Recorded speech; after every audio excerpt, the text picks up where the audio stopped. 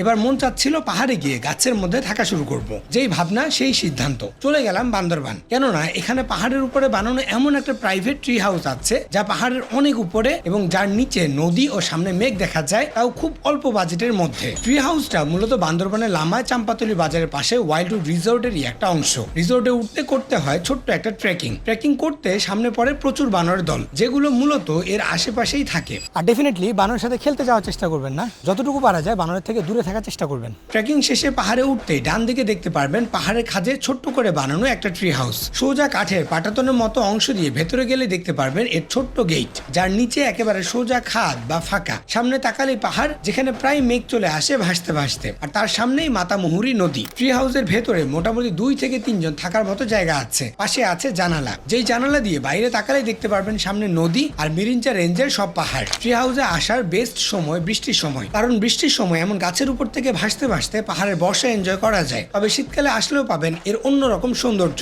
যদিও ঘরটা গাছের উপরে বানানো বলে সব ঋতুতেই এর চারদিক থেকে খুব সুন্দর কিছু ভিউ পাওয়া যায়। খাবার দাবারের ক্ষেত্রে ওনাদের এখানে আছে সব পাহাড়ি স্টাইলে রান্নাবান্না। যেহেতু এটার পরিচালনা থেকে রান্নাবান্না পর্যন্ত এখানকার পাহাড়ি মারমা দাদারাই সব করেন, তাই রান্নাবান্নাটাও ওনাদের পাহাড়ি স্টাইলেই তারা করে থাকেন। আর খাবারগুলো যেমন ইউনিক তেমন মজার। তবে নিজেদের মতো কাস্টমাইজ খাবার দাবারও অর্ডার করতে পারবেন। ট্রি হাউসের পাশেই আছে সুইমিং পুল। আগেই বলে রাখি, এই রিসোর্টটা হলো এই পুরো রেঞ্জের একমাত্র সুইমিং পুল ওয়ালা রিসোর্ট। কিন্তু পাহাড়ে যেহেতু পাহাড়ের নিচ থেকে পানি তুলতে অনেক অসুবিধা হয়, তাই সব সময় পুলের পানি একরকম পাওয়া যায় না। এমনকি আমি নিজেও সেদিন পুলে পরিষ্কার পানি পাইনি। সো আপনারা যারা সুইমিং পুলকে টার্গেট করে আসতে চান, তারা ডেফিনেটলি সুইমিং পুলের কি অবস্থা সেটা জেনে বুকিং দেওয়াটা বেটার। ঘুরতে যাওয়ার জন্য আছে ওনাদের বোট, যেই বোট ভাড়া করে আপনারা নিচের মাতামুহুরী নদীতে ঘুরে আসতে পারবেন আর দেখে আসতে পারবেন সাদা পাথর পাহাড়, হাফমারা ঝর্ণা, মাতামুহুরী নদী সহ পাহাড়ের দারুণ সব ভিউ। শেষ বেলায় এই বোট রাইড খুবই ভালো লাগে। সব মিলিয়ে থাকা, খাওয়া, ঘুরতে যাওয়া সহ একেবারে পয়সা উসুল একটা ট্রিপ বলা যায়